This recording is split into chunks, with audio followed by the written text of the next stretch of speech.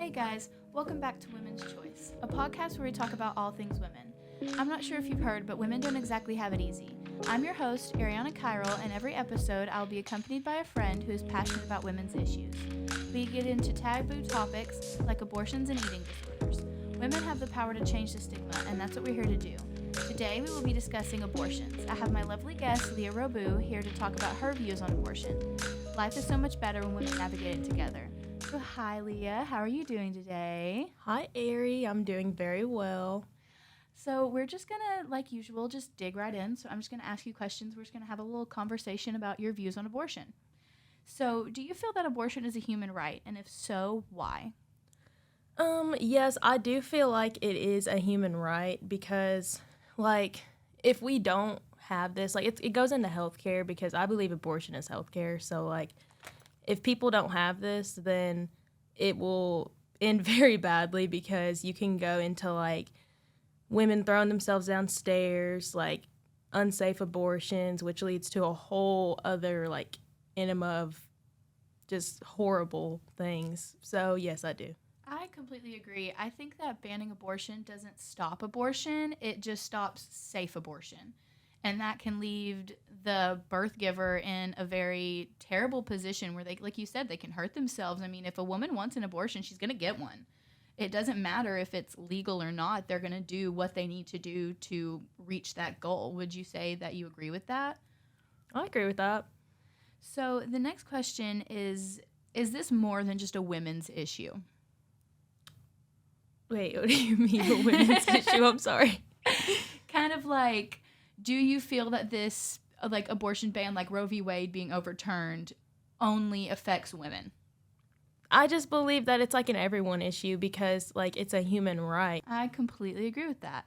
So should people have the right to choose make their choices for their bodies? Yes, I completely 100% would say that. I love your viewpoint on this. So why is it that you think that bodily autonomy is important, especially in cases like these?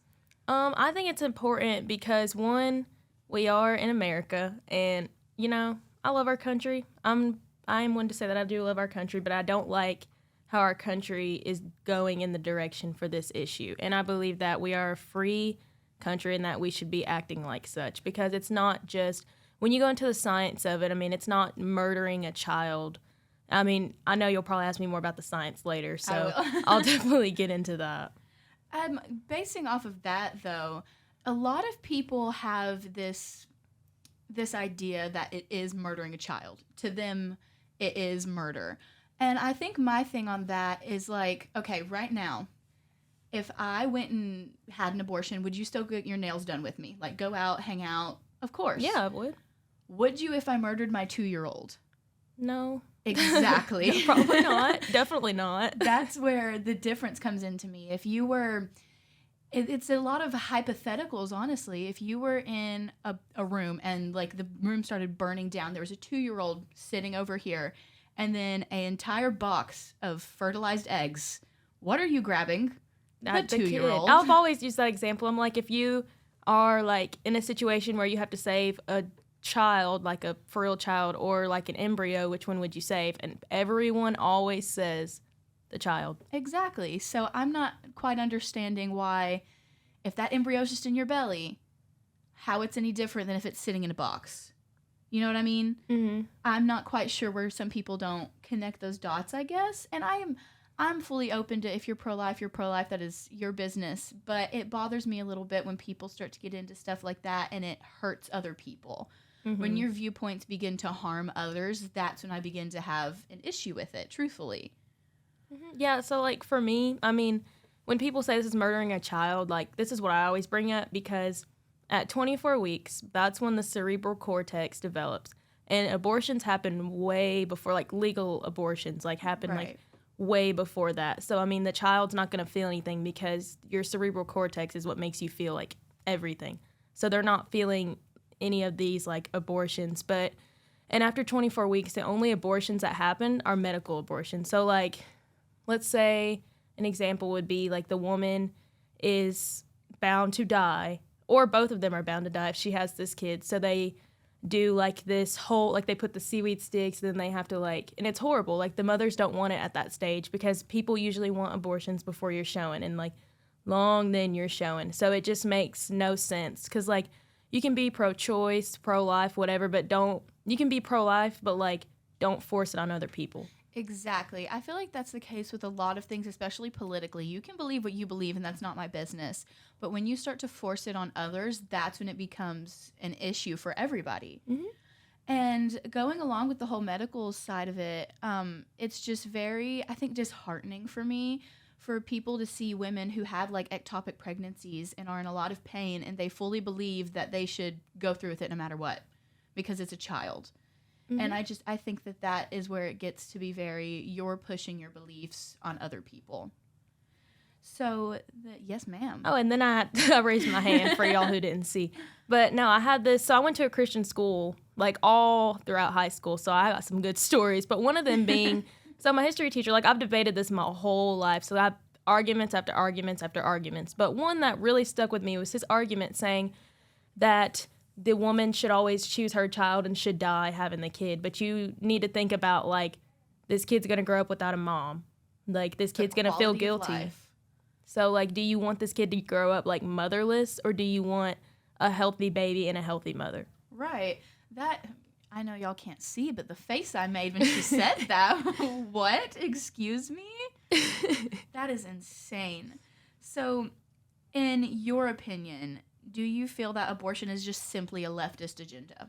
No, I don't, actually, because y'all would be shocked to find out that I'm not even a liberal. I'm right-leaning, so surprise. Surprise. But, like, and I'm religious, too, so, like, it's just, for me, like, because people have asked me this my whole life, I'm like, well, the God I believe in would not judge these women, and I'm like, if you really get into the Bible and everything, like, you will see that it's a lot different than what you would think. So, like, it's just not like that at all. Because for me, it's medical, and it's not just, like, right or left-sided, like, anything. Like, it's just a medical thing, and it's just an issue that I don't even know why this is a thing. I don't even know why I have to sit here and debate this, honestly, because it should be common sense. Like, it's not murdering a child. You would think, but apparently not in Tennessee, at least.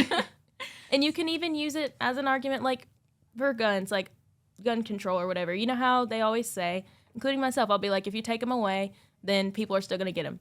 It's the same thing with abortions. If you take them away, people are still going to get them. Exactly, and it does upset me a little bit that we do live in a state where women aren't protected, but guns are. And I get what you're saying there as well. But if we're going to, like you just said, I mean, if we're going to say, oh, if you take guns away, people are just going to get them anyways, why are we not using that same thought process for abortion and think, okay, well, in this case, if we take abortions away, women can die. And it's just like that wasn't even a thought. It was just simply, well, this is what I like. And I've had conversations with people who are pro-life, and some of them have, like, strong arguments and slay, honestly. But I've definitely talked to a few people who have just said, well, I don't like it. It makes me uncomfortable. Girlfriend, I've heard that. That doesn't even make sense. I could say about the shirt you're wearing. I don't like that. It makes me uncomfortable. You're not going to take it off. Yeah, I mean, you can't change someone's view just because you're like, oh, I don't like it. I don't, but like, just being a Christian, because I've also grown up in the church my whole life, and like, I'm a religious person. Right. But like, to me, it's just everyone's situation is different. Like, that's their thing between God and them. But like, for me, I'm just thinking, okay, you need to keep these still like legal, because if you don't, women are going to harm themselves, and that's not very pro-life of you. It's not very pro-life. I had gone to a protest when Roe v. Wade first got overturned, and we had this little chant that really, like, just stuck with me. And I would like to preface this by saying I do not think that people who are pro-life are bad people. That is not what we're saying at all throughout this. You do you, boo, it's fine. But we had this chant, and it said, pro-life is a lie. They don't care if people die. And that really resonated with me. I was like, wow, like, that is a very powerful message, because if you're being pro-life and you're saying, well, we need to protect these quote-unquote babies, why are you not thinking about the actual living mother? Like, the person who could literally die, or their quality of life would go down so low, or the quality of life of that potential baby. And things like that are just, it's crazy to me. And this is actually so bad. I saw this on TikTok and it made me laugh. It was this girl and she was talking about it and she was like, people's idea is that it is a potential life and that's why they have a problem with it. Well, if let's say your dad had a stroke and he's on life support and he's not doing well and they tell you it's up to you to pull the plug. If you decide his quality of life is going to be bad, he's going to be paralyzed, whatever the case may be, and you pull that plug, are you murdering your dad? No. No one would say that you were murdering your dad. Mm-hmm. So why are we saying that women are murdering these babies? Or the fetus, in all honesty. Yeah, I mean, it's not a baby yet. It's like ordering a potential chicken salad. You're going to get egg salad. Like, let's be honest.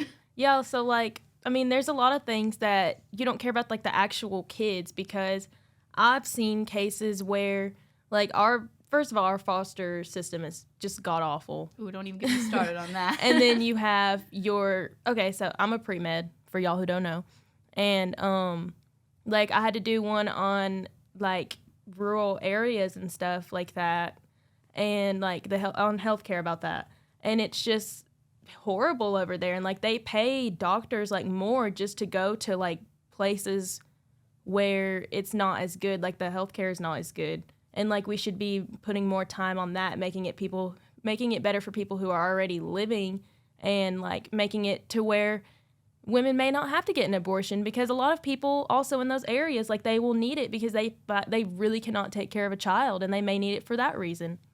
I completely agree. And they don't have access to it. And some of them don't even have access to safe abortion. So, like, you need to focus on the things that we already have instead of potential lives, because in our world, we really just we don't need any more, like, bad healthcare issues. Like, this is just another one now. I completely agree. There's a lot that we could do to protect these potential kids that we're not doing.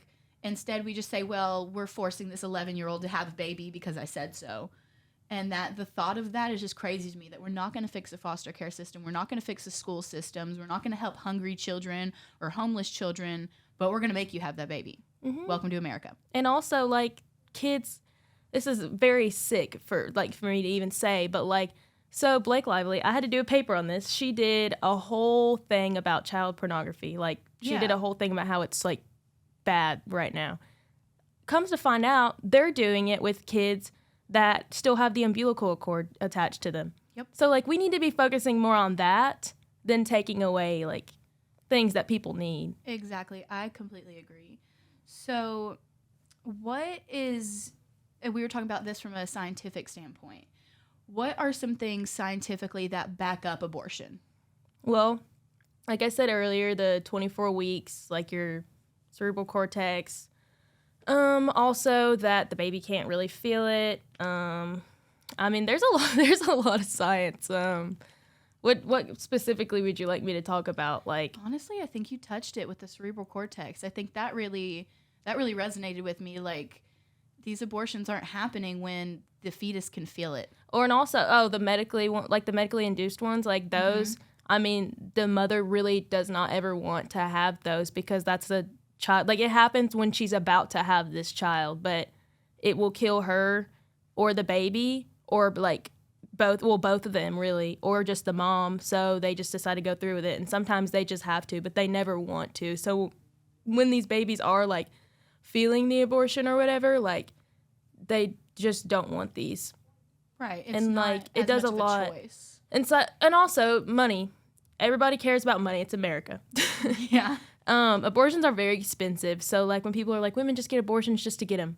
No, they don't. It's not like a McDonald's. You don't walk in and order a number one abortion. Like, that doesn't make sense. And, like, psychology is a science. So, like, it literally puts a lot of psychological stress on a woman when she gets an abortion. There have been plenty of studies to prove it.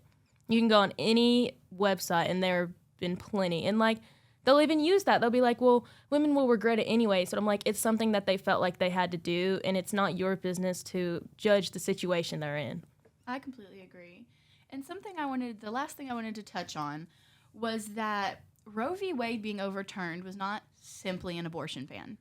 Roe v. Wade was an umbrella of things that, like, really just opened this black hole for people of color, for people part of the LGBTQ plus community, and for women and people who identify, you know, as non-binary or as a woman. It opened this just terrible black hole. Would you agree with that? I mean, yeah, I know one of the things in it is like interracial marriage, and I'm like, first of all, I'm a mixed person. Y'all can't see me, but like, that's strange because pretty much everyone's like mixed now. And I mean, you're gonna take that away. That's kind of strange. And I mean, you already made gay marriage legal, isn't that one of them?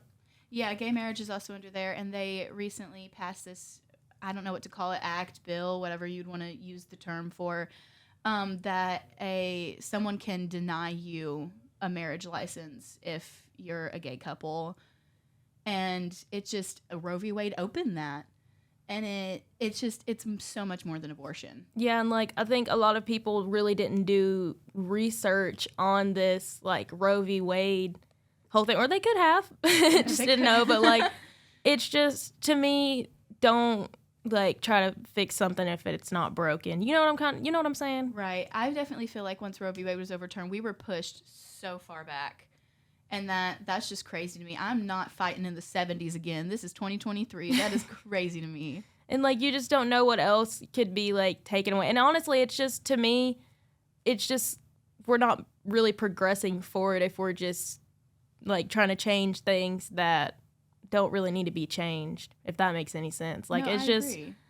I just don't personally, like, agree with all of the, like, I just don't. Right, yeah, because it comes down to, at the very end of the day, is it your business? If it's not your business, maybe be quiet. It's just a thought. Yeah.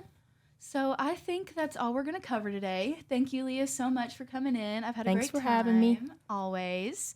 So thank you so much for listening to this episode of Women's Choice. That is all we have for today. Make sure to come back for our next episode where we're going to be talking about women-based abuse.